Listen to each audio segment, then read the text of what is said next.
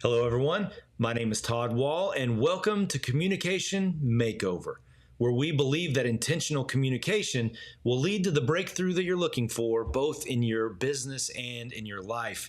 So, we started with the problem of feeling invisible as a communicator, and then this Wilson method with Larry Wilson, we're talking about it's about technique. It's not a mystical cosmic algorithm for you to figure out, or this label that's being thrown out so often now. The here's my hack on this and my hack on that. It's just become a buzzword. That word is just a buzzword. All it is. It's about technique, he says. It's not some mystical mystery that's out there on how to communicate. It's if you do this, then this occurs. It's very formulaic, in fact, when you actually break down the individual elements. Let me bring on Deirdre really quick. Deirdre, what are you noticing so far in this conversation of what's being uncovering? Because I know you love talking about the facial affect and the impacts of nonverbals. I do. And the example that Larry gave with Timothy Hutton Mm-hmm. and in the restaurant, just that ability to make eye contact and to have active listening. All of this we sometimes do with our face, the way we tilt our head, the way we Mm-hmm. look at somebody. And I'm really looking forward to hearing more from Larry because I bet you he'll give us a technique to help. Absolutely. Yeah, because she felt seen, which made Hmm. him seen. He became seen by making her feel seen.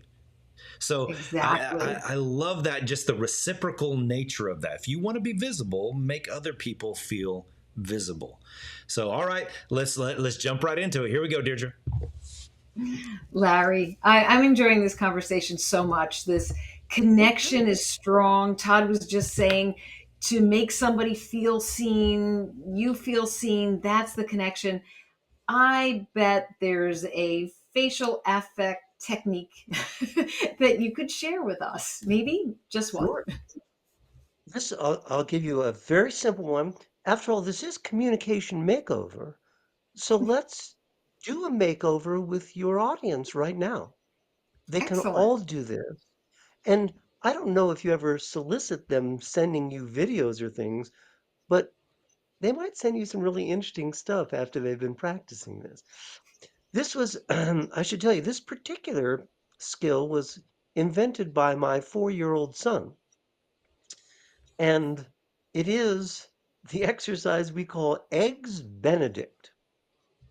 Now, when my kid was 4 years old, I don't know where he heard the word Eggs Benedict, but he certainly didn't know what it was.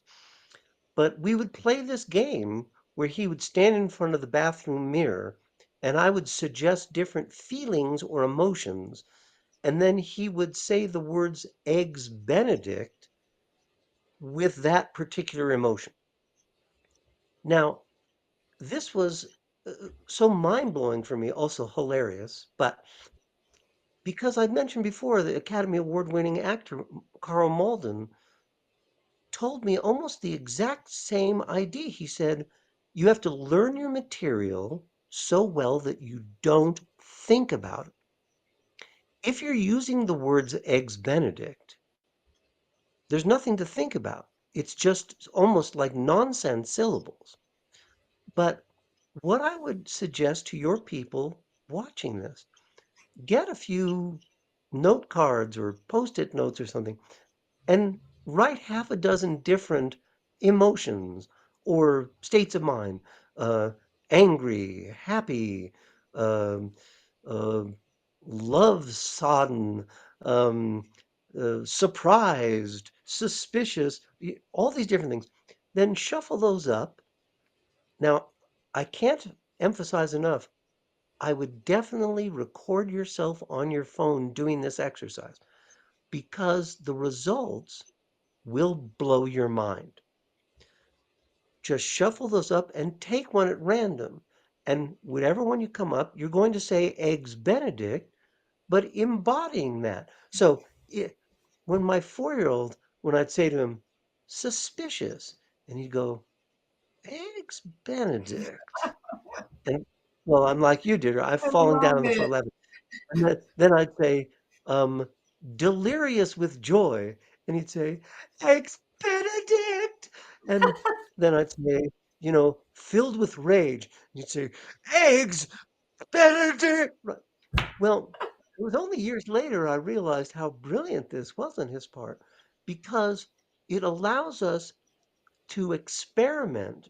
And with our when you're face. not when you're not used to using it, and that's why I want you to record this, you'll see yourself going, Eggs Benedict, Eggs Benedict, Eggs Benedict, and nothing is coming off.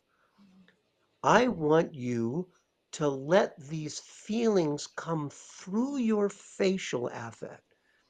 And sometimes the things I ask people to do in training sound silly, and people are sometimes embarrassed to do them. Well, the advantage of doing this online is no one will ever see what you're doing. Unless, of course, you amaze yourself with the difference that you record on your phone. You might want to send copies of these to Deirdre and Todd because We uh, can see I, them. well, some of my students, I've gotten some stuff that was absolutely incredible, just incredible. We're not trying to be actors. We're not trying to impress anyone. We're not trying to do anything.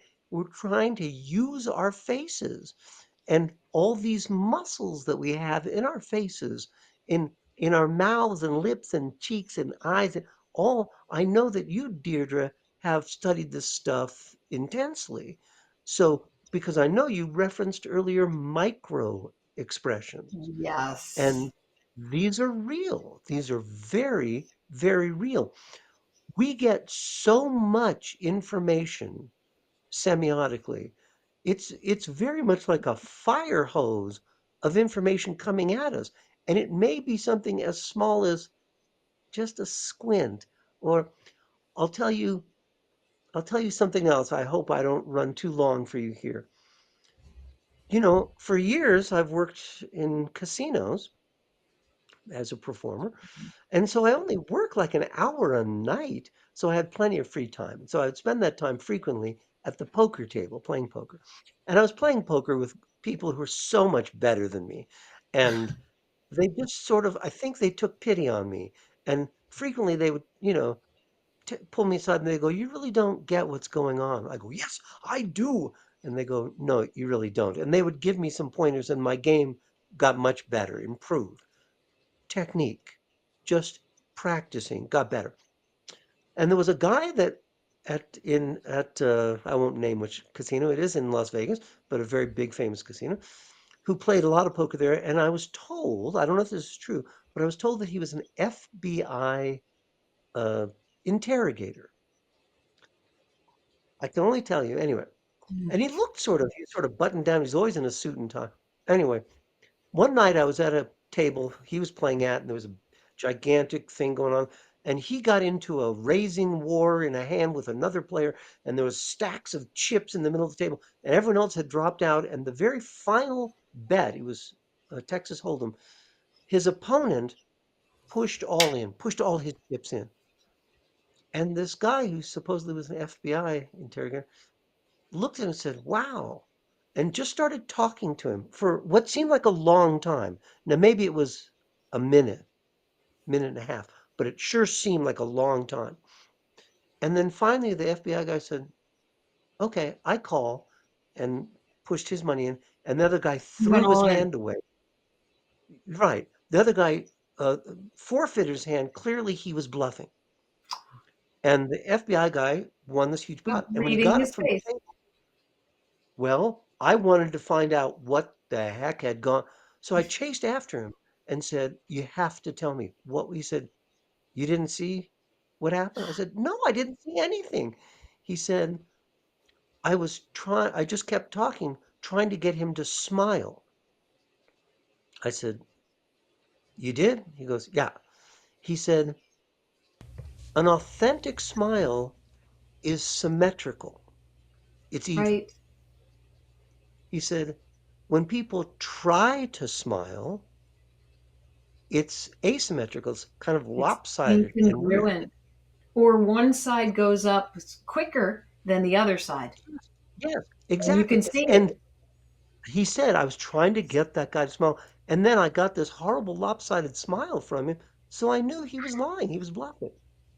Oh my And gosh, I thought, that's I such was an like, interesting example. oh Do you my know how you God. could use this in business? And I know that's what Yeah, you're going to talk about next, Larry. yeah, I'm going to sure. bring Todd back in and just Okay, hang on for a second. okay. Eggs Benedict, that was good. Eggs Benedict. What jumped out to you in that piece there? Well, first of all, I thought that his son at age 4 is brilliant for coming up with that, and also from Carl Malden. But I think that whole exercise, we don't realize how much we can use our faces as a Mm-hmm. way to ease people, as a way to excite people. That's the connection. So using those muscles and seeing them gives us more control. But I really loved his example of the casino. I thought that Oh, was brilliant. that was brilliant because that shows us the reverse order, what we're actually telling other people. I I may be thinking that I'm portraying happiness, but if I'm scowled and I'm constantly frowning, I may not realize what's going on in my face. In fact, my wife was picking out a dress for my daughter's wedding, and of course, every dress that she tried on, it just wasn't right. And every time she came out of the dressing room, just this look on her face. And I said, honey, I love that dress right there. Try first fixing your face, and then let's look at it again. And so I made her walk out of the room and come back on with a smile on her face, and she loved the dress. The dress looked completely different. See what a real smile can do. It really does. All right. I can't wait for the next segment to get further into this. All right, everybody, Eggs Benedict. And by that, I mean we're going to be right back, so stick with us.